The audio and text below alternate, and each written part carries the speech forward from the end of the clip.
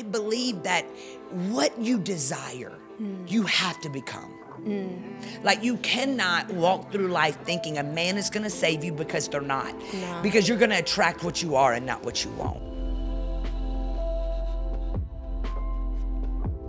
Welcome to the Glory Hour, where spirit meets culture. And I'm just so excited that you are joining me today, because we are going to get into all things about relationships, love, healing, and wholeness. You know, I think it is so important when we see what's going on in our culture and our society that we take a pause, that we take a moment to talk about this, because I know it affects many of you. You know, whether you are single, whether you've been divorced, or maybe you're really struggling with your relationship status. You know, it's so important for us to have these conversations, to unpack what's going on, to listen to what God has to say, because there's a lot of you. You know, I have dear friends of mine that are single, been waiting on God for a really long time. And, you know, you're just struggling with that waiting, struggling if I'm ever going to find anybody, struggling with going on the dating apps and swiping left and swiping right and not knowing what to do. So I think that's why it's going to be so important. I'm really looking forward to our conversation with Real Talk Kim. We're going to have it in a moment, because what she's going to share about her recent transition in life, about her relationship status,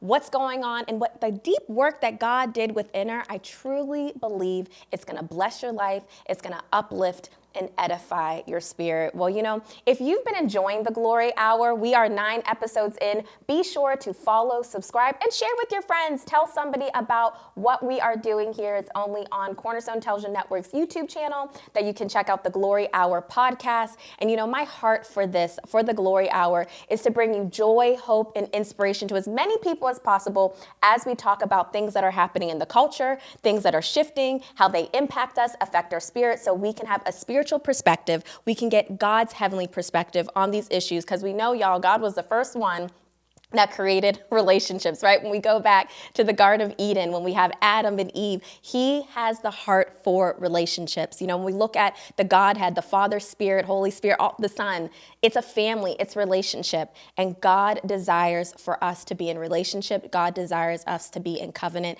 And love is a beautiful thing. First, love with God, love for ourselves, and love with other people. But before we get into our conversation with Real Talk Kim, I want you to take a look at the state of singleness in America. Check this out. So this is information that came from the U.S. Census and Forbes magazine. Listen to this. 46% of Americans 18 and over are single. So they say it's about nearly 118 million Americans. 52% of women are unmarried or separated. 52% of women are unmarried and separated. And listen to this, y'all. That's more single women than ever in American history. I know a lot of ladies, you're watching it, and that's you. You said, yes, amen, that's me. And then 30% of households comprised of a single person right now, currently in our culture. 25% of 40-year-old Americans have never been married. And to put things in perspective, listen to this. In 1980, so more than 40 years ago, only 6% of 40-year-olds were never married. So, you know, what's really interesting, as we were, you know, was researching and diving in to have this conversation and kind of to give you a cultural scope of what's going on, found this out that scholars and sociologists say that the singleness is not so much a trend, but a transformation in our culture. Eric Klingenberg, he's a sociologist at New York University. He said this is a stunning change, and it is the biggest demographic change in the last century that we fail to recognize and take seriously. Let that sink in for a minute. So for all of you that you're like, I've been single, I don't know what's going on, I feel like it's a dilemma. A lot of my friends, I talk to my girlfriends about this all the time, that this isn't something that is just happenstance, but this is really shifting our culture. It's changing the way that we relate to one another. It's affecting all areas of our lives. So I want to know, what are your thoughts? How does this affect you? Are you single and you're like, yes, this is me, what you're dealing with, some of the things that you're struggling with? Or are you happy being single? There's a lot of people that are like, that believe, you know, I'm called to a place of singleness. We know the Bible talks about that as well. So I want to hear your thoughts. Be sure to type them in the chat if you're watching and tuning in and on the stream right now on YouTube, or you can always email us at thegloryhour@ctvn.org. We would love to hear your thoughts and know what's going on in your spirit. What's up with you? Well, if you've ever been on the road of singleness, or you're currently struggling with your status, Real Talk Kim and I had a chance to chat when she was recently in Pittsburgh, and we got into all things about love and relationships. Take a look. I am so happy to have Pastor Kim Jones, aka Real Talk Kim, with me for the Glory Hour today. She's a mother, pastor, entrepreneur, best-selling author, entertainer, and most importantly, a worshiper after God's own heart. Pastor Kim, I am so delighted. I am so excited to be here. So thank you Just so much. Honored. Yes, it's such a joy to always have you with us. I mean, you are a phenomenal woman of God. And, you know, for today, just talking about, I know there's a lot of exciting things that are happening in your life. So I want to get into it about love, because you have found true love. It just makes me like tear up. Like I'm just I feel so honored. Since the last time I was here, you know, just to see what God has done in 4 years, 5 years, and how he brought my beautiful Lo into my life and just changed my whole world.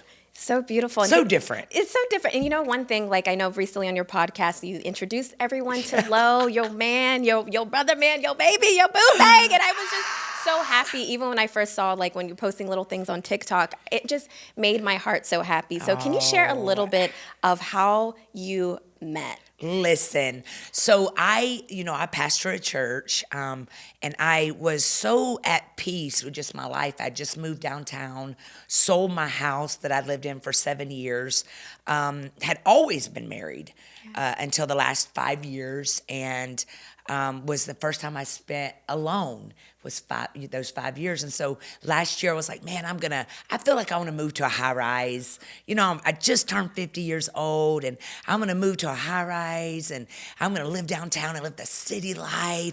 And so I sold my house, which was huge. That's big. 5 minutes from my church. All my staff could just get to me at any time.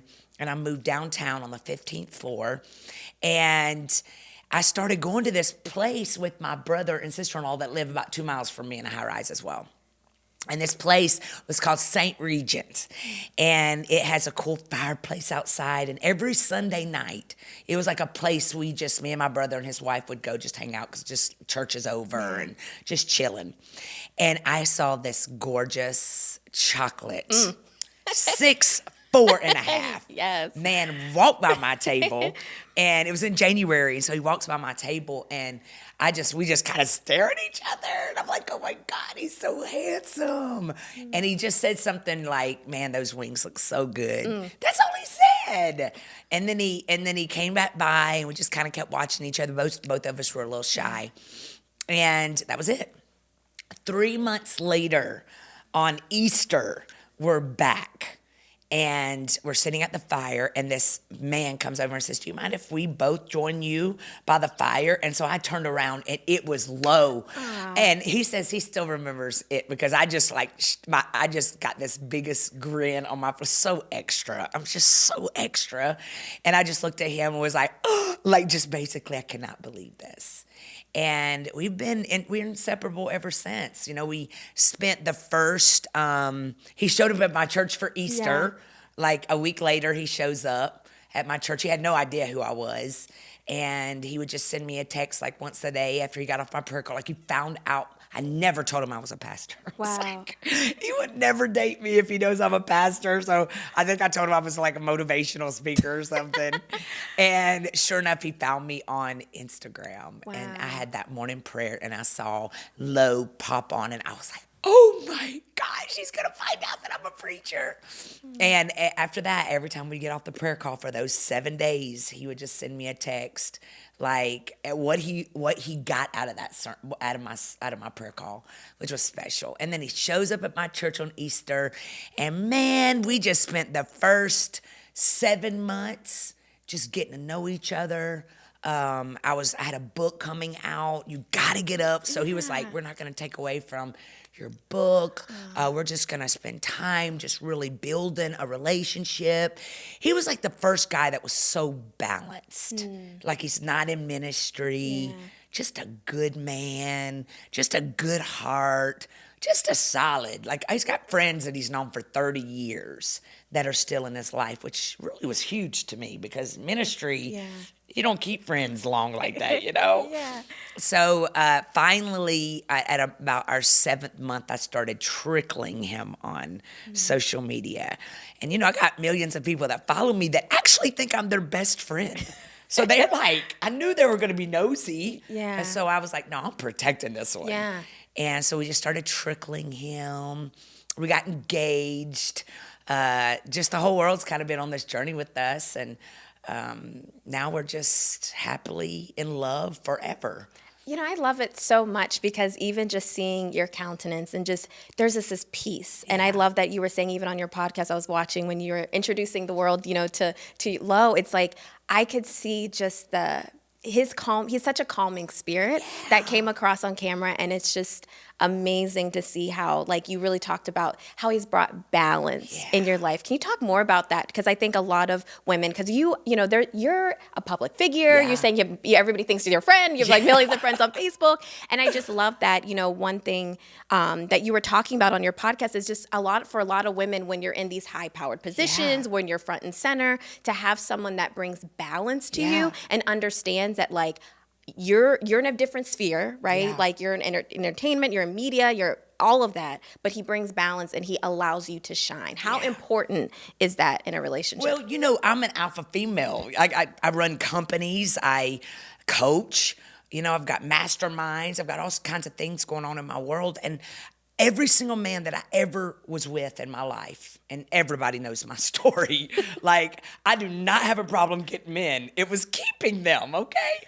And it was, they always would get jealous somewhere along the line and just had a hard time sharing me and wanted to be a pastor. And they never preached in their life. And because I'm in this world now, they feel like they got to do it. And it just became a huge distraction for our relationships, and just real resentful, and that's where the enemy got in. So with Lo, it's like I never dreamed in a million years that this is what God meant when he made a man stronger, when he created a man he's 56, he's solid, ain't got nothing to prove, he never raises his voice, like he talks just softly, but I've never honored and respected anybody like I do him, because he's never had anything to prove. He's just consistent. And so what I've learned in our relationship, I remember when we first started dating, I got that little, you know, I for some reason I think I'm the gift, okay? It's all right. Obviously, I ain't the gift because I'm single at 50. And I did something, and just my first reaction is just to shut down. So I just started to shut down, and an old way just kind of flipped in, and he looked at me. He gave me a night to sleep on it. And then the next day we got together, and he said, I need you to understand something. And this had probably been about a month, and we fell in love fast. Like, I mean, it's like we just knew. Now, I was very cautious in my life with relationships, but I just knew. We just knew, it just felt. And he said, I need you to know I'm not going anywhere. Like, I'm not leaving. I'm not going anywhere. I'm with you till the wheels fall off. He said, but I need you to go take some time wherever you go in your house for your war room and your prayer room, I need you to go in there, and I need you to figure out why that behavior came out, because I'm not going to put up with that. Like, our relationship cannot thrive. And I've been single for all these years. You've been single for 5 years. We ain't gonna mess each other's peace up. And he said, I need you to figure it out, because there's something that made you act that way. And I was like, oh. Like, the first person that's ever really, really, like, girl, he was like, I love you. I never felt protected like that, but by my dad. Yeah. And it made I fell so in love with him even more, because I realized, look, it makes me tear up. It made me realize that I don't have to do this life alone. I don't have to always be hard. I don't have to, if I don't do it, it don't get done. Like, he showed me what Christ loving the church looked like. Like, he's my peace on earth. Yeah. And man, I'm telling you, girl, for 24 hours, I was like, I ain't losing this one. Like, I snotted, I cried, talked to my mom. I was like, why am I like this? And Mimi was, come on, Kim, we're going to work through it. We're going to work through it. So my whole family fell in love with him, because he's just so different. But that's what really turned me around, was seeing that someone they're not going anywhere. Because I was so used to abandonment. You know, I was used to people just, they got your back until times get rough. Right. And then they dip. Yeah, and they dip. And so he's just showed me that even an alpha female is gonna, what you want? Like, you want, look, baby, what you want at midnight? You want cookies? I'm gonna get up and make you. It's a pleasure to take care of him. It's a pleasure to honor him and to adore him and to, it's my best friend forever. You know, we get to have a spend the night party for the rest of our lives. That's beautiful. And I just love when you were talking about those moments, because I feel like similar with my husband, there's a time when you are like, you're breaking down, there's old patterns, you getting triggered, and they're like, this isn't okay. But to do it in love, and it's not like being mean or bashing you, but it's because I love you, and he's saying like, I care about what's going on in here, and even putting up that boundary, because boundaries are healthy in a relationship. They hurt. Now they hurt when they go up. They hurt, and it can be rough, but it's necessary so the relationship can progress and to be healthy and to thrive. And so I just love that moment. I just like even seeing the tears in your eyes of how he said like, I love you. And I think also, too, what you're talking about is he sees you for Kim. Yes, he didn't even know who Real Talk Kim was. I saw that he had no idea, but that's beautiful. He loves you for not like who you are, but the woman that you know what I mean? For who you are when nobody sees you, that you can go talk to him, because you need that. Yes. You don't have to put on a show. Like, he gonna see you, well, you know, I wear my bonnet or whatever, you know what I mean? Like that's Girl, important. I wear bonnets You now. wear bonnets? Like, you wear bonnets? I wear I got my hair long. Like he literally brought the soft girl air out in me. Like I've had long hair in 20 years. And then all of a sudden, when we first started dating, he's like, you need a style. I'm like, I'm a white girl. We don't have styles. No, he's you do. Well, he taught me. I just thought, you know, we just got this white hair that just flows. He's like, no. You do have a style. That's when I figured out on prayer call one morning, all the white girls started saying, go get extensions. I'm like, I didn't know white girls got extensions. So now I wear a bonnet. Because you do wear a bonnet. What color's your bonnet? Listen, I got a pink one. You got a pink one? A leopard one. I got a leopard one. Okay. Do you go out in public with your bonnet? No. Okay. No. This man, listen to me, y'all. When I tell you, this man has literally, we talk. Like, I remember, maybe the 4th month mark, he says, let's talk. We got to have what's our non-negotiables for each other. He says, I'm not marrying you fat. He said, you cannot get big on me. And he said, and we're going to go to the gym, which we do all the time. You know, our workout, like I got abs at 51 now. Okay. But we literally, like me looking like a fine woman is important. Yeah. And it's the funniest thing is because when I was telling my mom these things, she was like, that was your dad.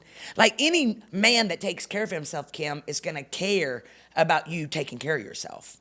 And so just knowing the fact that this man, like, I'm not going to get fat and you're not going to get fat. We're going to take care of ourselves. We're going to go to the gym. He would die if I walked out in a bonnet. Okay? Like, even when I get on prayer call, he's like, you're totally going to fix your hair. Like, you need to get up a little bit earlier. Because I think when you love somebody, you absolutely want the world to see that person at their best. And so I appreciate that.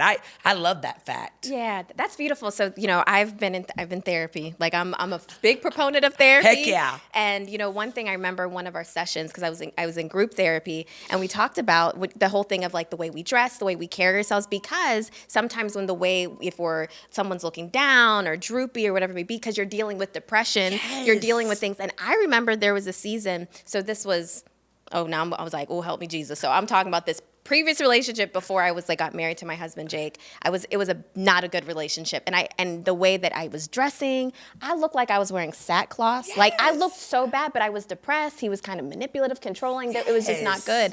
And I remember being with Jake, he's like, you need to stop dressing like a nun.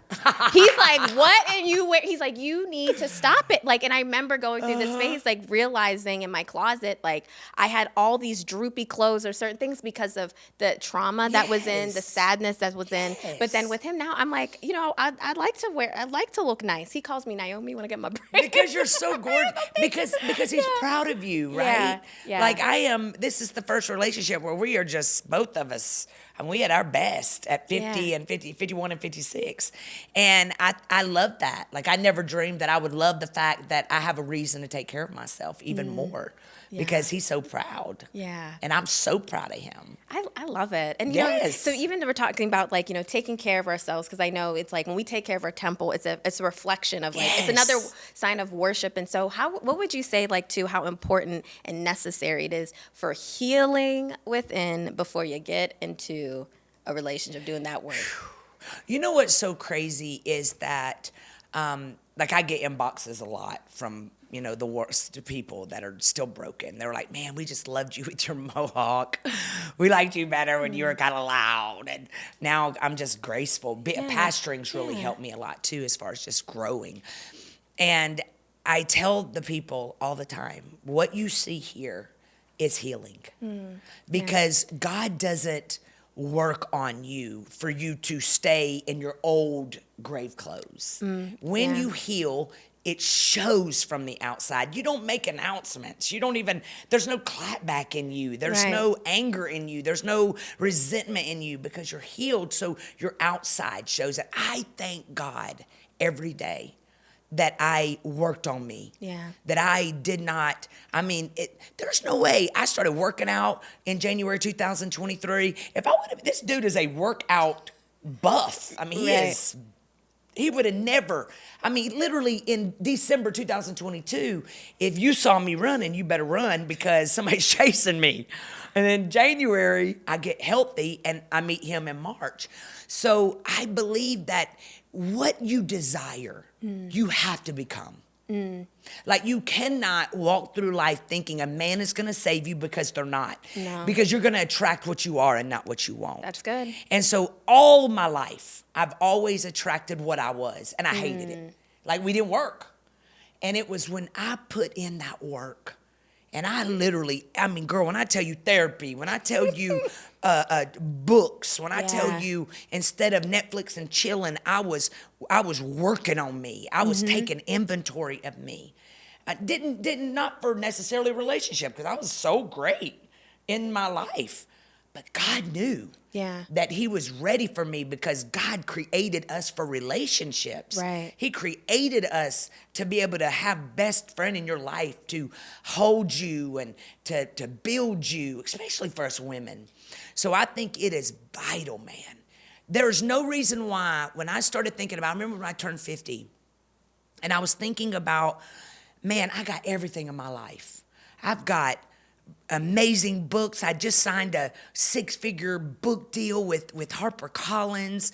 I bought a penthouse downtown on the 15th floor. I got my dream cars, but I'm single. I pastor Limitless Church, which is an incredible church, but I'm single. And it hit me at 50, you're not even enjoying this with anybody because you have these walls still up. And I remember, girl, that's when I started going to the track. I started working out. I started learning how to cook.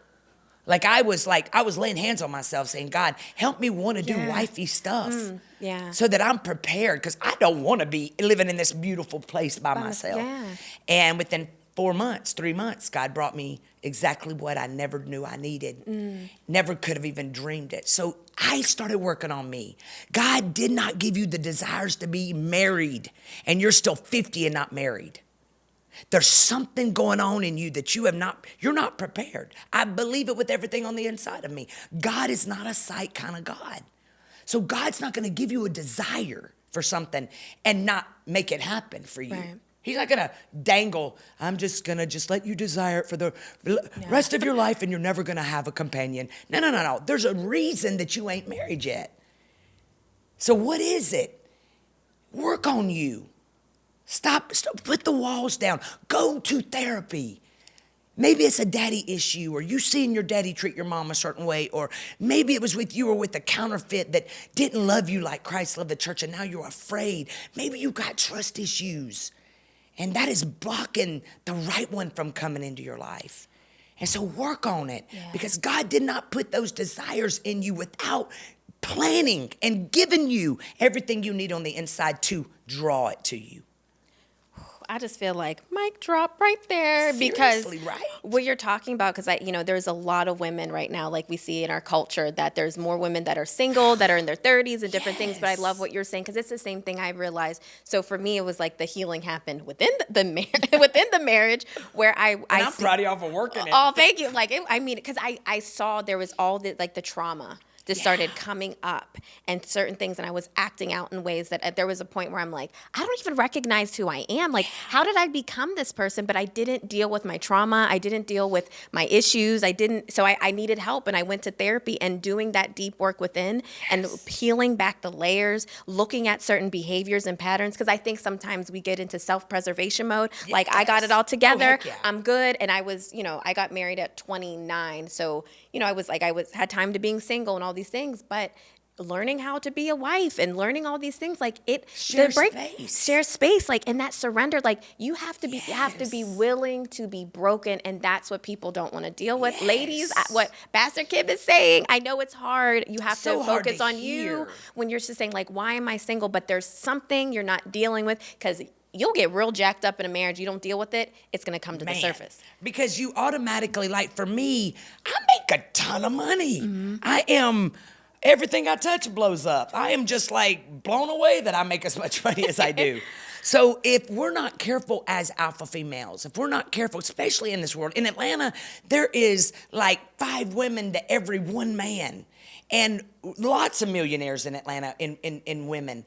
But we are programmed by society that you got to have a man that's doing more than you, and you then beat them down because they're not doing as much as you. They're not making as much money. You're losing great men that would have your back because they don't make 7 figures like you. Why you need somebody that's making 7 figures too? What y'all gonna do with all that money? Right. Instead of allowing God to bring somebody in your life that's gonna hold you down, that's gonna build an empire, make your empire even grow more because of their selflessness and their solidness. So I just think you gotta do the work. Because if you're not careful, girl, when God brings that person in your life, you will run them away because you're scared. You'll run them away because they don't meet your qualifications. You got this long list of what you want. You ain't none of it, right? You ain't none of it. Right. Work on your credit. Right. Work on building your confidence in a fact where pray over yourself. I still pray over myself. God, show me. Yeah. Like, make sure that you are showing me so that I can be Lowe's escape and not his duty. Show me so I don't become his project. Show me so that I can be his president of his fan club. Show me so that I can always be who I need to be.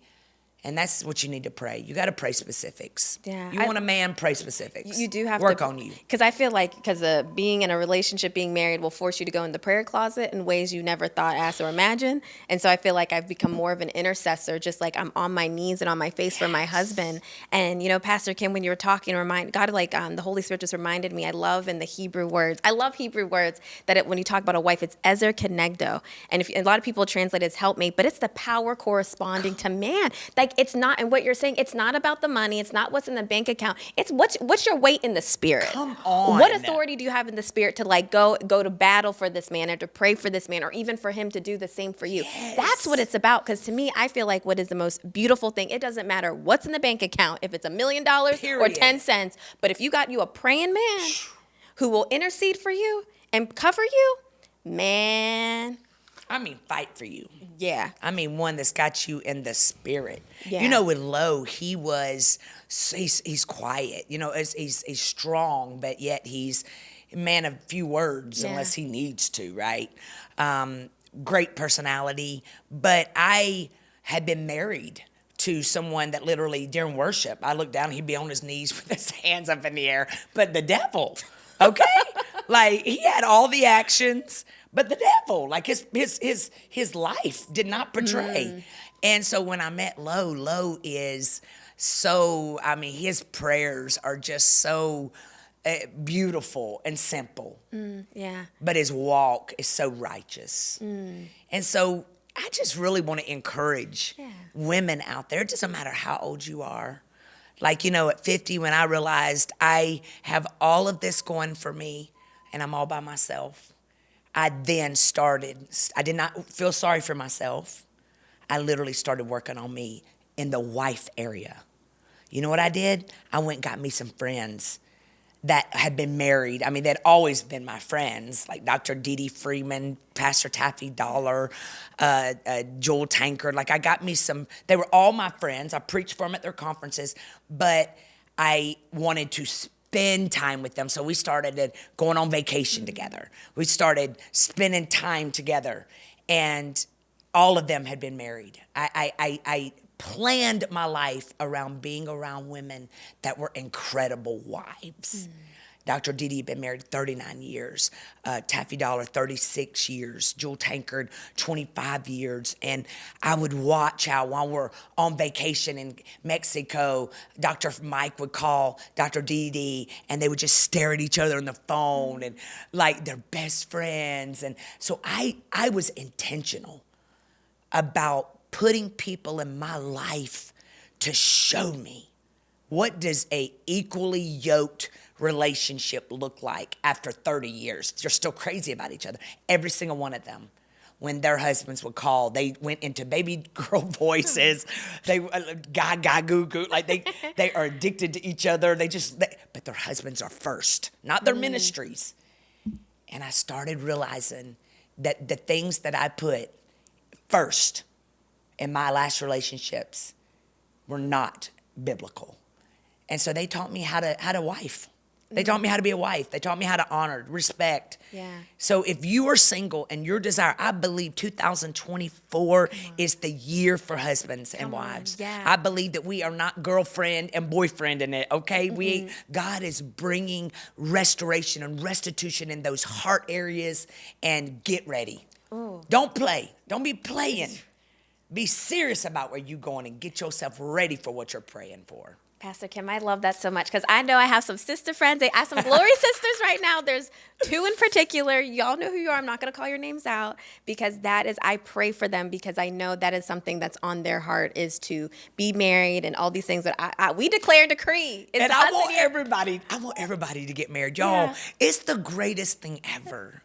Like, we get to travel together. Like, it's just the greatest thing ever. I want everyone to feel this. Yes. I want everyone to feel, all my friends. Like, I got so many single friends that got the Birkin bags, but nobody to enjoy them with. They don't keep you warm. Right. I just want everybody to feel this. I want everybody to enjoy going on vacations and getting dressed up and loving being in someone's arms and being soft. And so I'm believing your friends are going to find their man this year. Y'all, this is why you got to dress up. You cannot be going to the grocery store in your muumuus or with your bonnet. Or with your bad weave. Girl, it is expensive being pretty, okay? I'm like, it is expensive being... Listen, it is. I would never even get my nails done. Now I get my eyelashes done, my hair, because he loves it. Yeah. And I love it. Yeah. And so take care of yourself. Get in the gym. Yeah. Get them ho-hos out of your mouth. Take care of you. Get ready for him because God will show this man 3 months later. I think the reason I didn't get to meet him that first night was because God was like, you still got some areas you need to work on. I'm going to give you 3 more months because this brother ain't going. Because look, this is the first black man I ever dated. that got the first one. Wow. And so it's completely different. It is. And this brother wasn't going to play, okay? Right. He was like, no, we're not. He ain't playing. We're not playing this. We ain't playing. Well, Pastor Kim, this has been such a fun, insightful, beautiful conversation, and I just love you so much. I love that you let me talk about my honey. Oh, of course. I could just sit here for 2 hours. I know, but it's such a joy, and just thank you for who you are to the body of Christ and to women. And I'm so grateful and excited for what God has for you and Lo moving forward. I'm like, y'all. It's just so crazy because God's just really, since God brought this incredible love in this last year, so many beautiful doors have opened. And I know it's because God said, now you're protected. You're protected now. You got to have that man that's your lion. Ooh. Yes, Wow. yes. And so now we're on this ride. And I just, even on the plane over here, I was like, can you believe our life? Like, I'm talking stuff I never even dreamed. Yeah. Doors open, you just never know who's watching you. Mm. And like, man, the whole world needs to know this. And so it's just a fun journey. And I didn't get it till I was 51. It's beautiful. Thank you for sharing your journey with us. Thank you so much. And I really want to encourage every single person watching today. You know, I lost everything at 36. My 18-year marriage ended. I had to move back in with my mom and dad. Couldn't even buy cheese with my credit. Worked at Bloomingdale's making $9 an hour until I was 40. Didn't preach my first sermon until I was 41. Didn't write my first book with my special ed self till I was 42. And look at my life today. Like, I thought my life was over at 36, and here I am 51 realizing it's just getting started. So I don't know what their story might be that's watching us today, but I'm telling you something. If you will just pull yourself up and get yourself ready, I believe Amos 9:13. Baby, it won't be long now. God's decree said things are about to happen so fast. Your head is about to spin. Blessing upon blessing, you won't be able to keep up. Mm-hmm. That's what I'm believing for every single person, even the ones that are in rocky marriages that feel like, man, I wish my marriage was like y'all's. It can be. Yeah. Just start with yourself and start with healing. Mm-hmm. That's what I'm believing God for everybody watching today. Yes. Yeah. I'm so grateful for that. And so you're watching. Just receive that. Just receive what Pastor Kim was just sharing, because we're believing that 2024 is going to be the best year ever, especially when it comes to love. So drop a comment. You can always email us at thegloryhour@ctvn.org. Would love to hear your thoughts. We'd love to encourage you, pray for you. We even have a 24/7 prayer line. So at any point you want to pray, you need someone to stand in the gap and believe for, you know what, you're single and you're like, I'm waiting for my spouse, give us a call at 888-665-4483. Pastor Kim, thank you. I love you more. I wish you brought our bonnet. I know. I would have totally got on here with my bonnet. Like, I would have totally. I have a leopard. We could have a leopard bonnet. Just go to Amazon and get you a bonnet. Yeah. It's so funny now because my staff is literally like, can you do a video for all these ministries that need videos? And I'm like, already got my bonnet on for the night. I love it. Oh, well, we love y'all. Thank you for having me. Oh, thank you. Feels like I just was here. It's been 4 years. I know. It's like we never missed a beat. Yes. God put this on my heart to share with you as I always seek him, seek his heart, seek his word about what to deposit into you as we end the glory hour. And what he really spoke to me very clearly was to share my story, my personal story of singleness. So for me, it goes all the way back when I was a young girl. I believe I was maybe 12, 13 years old. I did a vow of purity. I did the silver ring thing, which I know was really popular during the 90s, early 2000s. I remember I went on a retreat in my church at Crossroads United Methodist Church. Shout out to Crossroads that really took a big stance on us and just really introducing that concept of waiting on God when it came to sex and came to intimacy. And I remember I had a ring, and then I remember in my high school, actually, so I went to a public school, went to West Allegheny High School, and I remember we had an assembly on the silver ring thing, which now realizing how impactful that was at a public school. We're having an assembly on the silver ring thing about sexual purity. Woo, that was totally Jesus. And so for me, that's where I started my journey. I made a vow to God that I was going to wait for my husband. And so I'll be honest, when I went to college, whoo, did it get real. And that was a really hard struggle for me, because coming from, I grew up outside of Pittsburgh. Then I went to Temple University, went to Philadelphia, was living in this major city. I saw so many men were coming up to me, all these things. And I felt like my purity vow with God got tested, and dated a lot of guys. I was one of those, definitely a serial dater. Like, I'm going to keep it all the way real, like dated a lot of different people. And I was always looking for, they say in college, you might be looking like your MRS degree, because I was one of them. Did not get my MRS degree, did not find my husband, did not meet my husband in college. And during my journey, even after I graduated from college, I was just really frustrated because I think a lot of us, especially as women, that we, as a young girl, you start fantasizing, thinking what life would be like. So at this certain age, I thought by sure when I hit 27 that I was gonna be married already and have me at least 1 or 2 kids. Clearly, that's not what happened. And on my journey, I ran into like a lot of counterfeits. There was a lot of men that I dated that I thought were the one, and they were not. And I'll never forget this woman. I was at this like event, this Holy Spirit event. I'll never forget, like, I was dating this guy at the time. I really thought I was gonna marry him. He said, God told me you're my wife, blah, blah, blah, all this stuff. And the relationship was just falling apart. It was a hot mess. God multiple times told me, he's not your husband. He tried to get my attention, but I was just so stuck on, I wanna be married, I wanna be a wife. This is where I'm supposed to be in life. Like, I'm in my late 20s now and I'm still single, Jesus. Like, what is going on? And this woman, I remember at this event, she said, Ishmael comes before Isaac. And, that comes from a Bible story, if you know about God and Abraham, that God gave Abraham a promise about him having a son one day.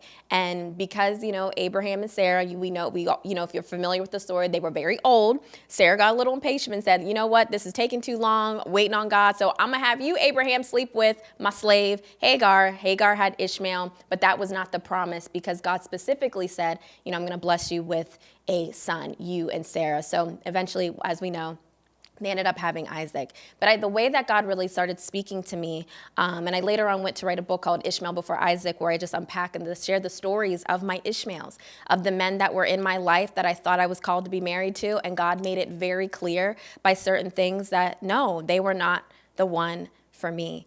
And I think one of the things that God has put in my heart just to share with you, if you're a woman right now and you've been waiting and maybe you're in your mid-30s or late 30s, maybe your 40s, is that I don't want you to settle. It's not worth it.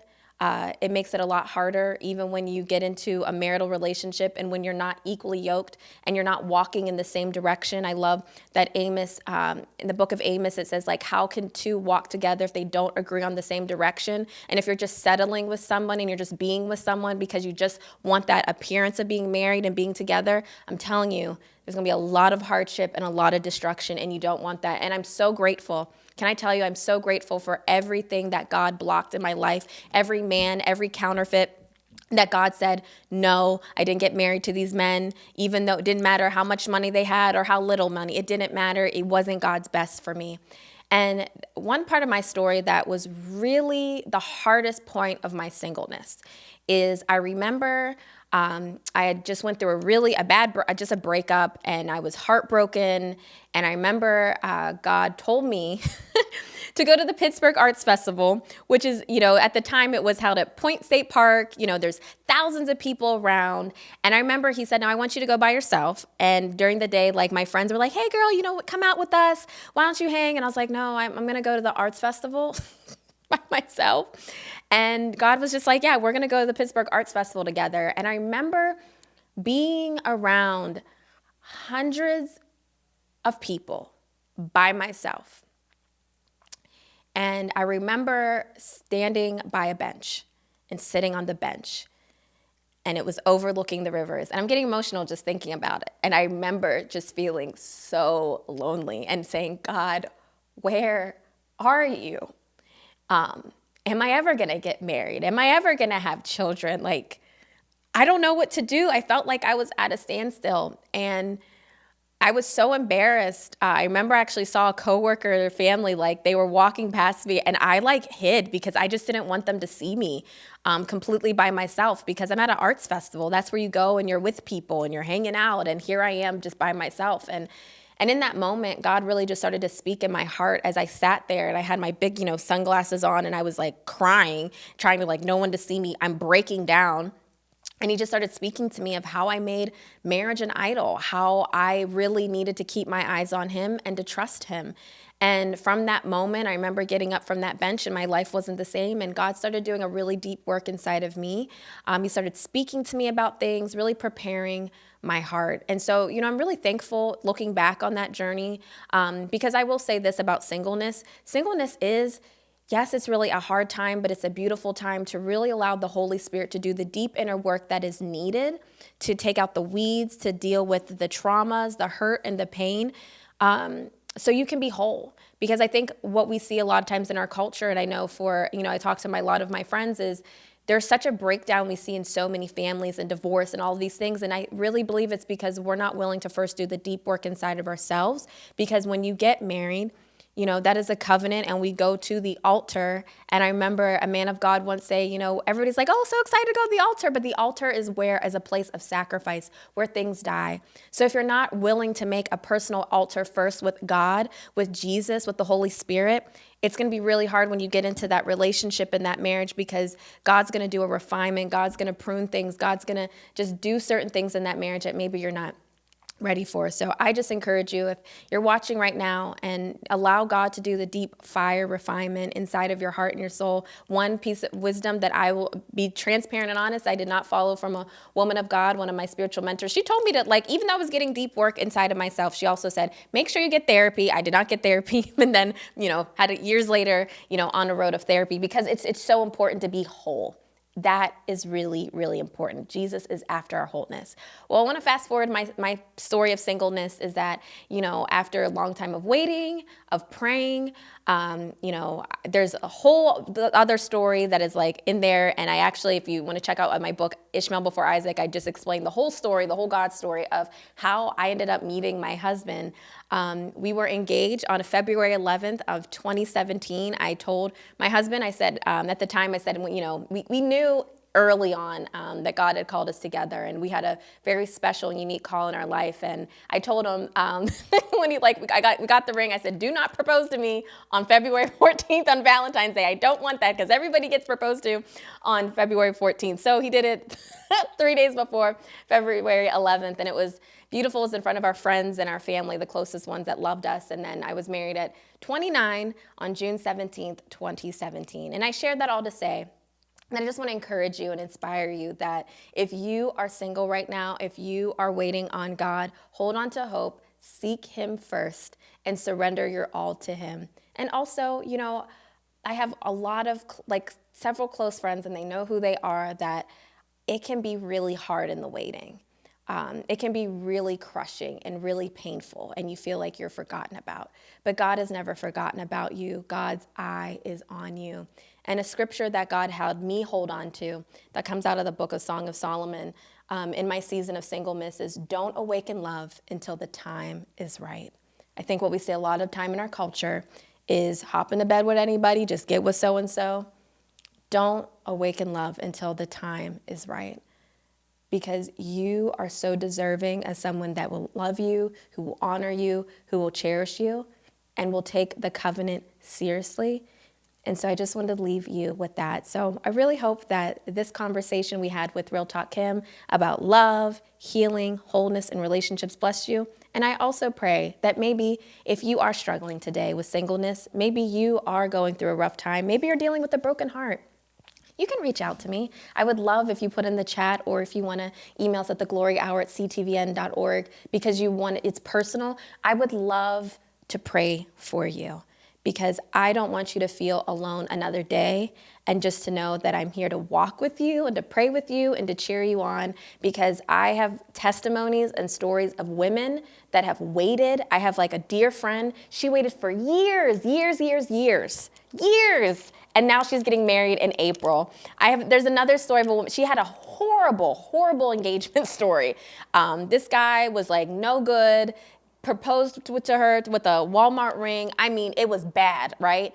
And God blessed her a year or so later with a lovely man of God who loves her. So no matter how damaged, no matter what your love story looks like, know that God is in the healing business. He cares for you, and He wants only the best for you. So I love you all so much, and I hope that if you're going to go celebrate on Valentine's Day, Love Day, or maybe you're just going to celebrate yourself and you're single, just know that God loves you. I love you, and I'll see you next time on The Glory Hour.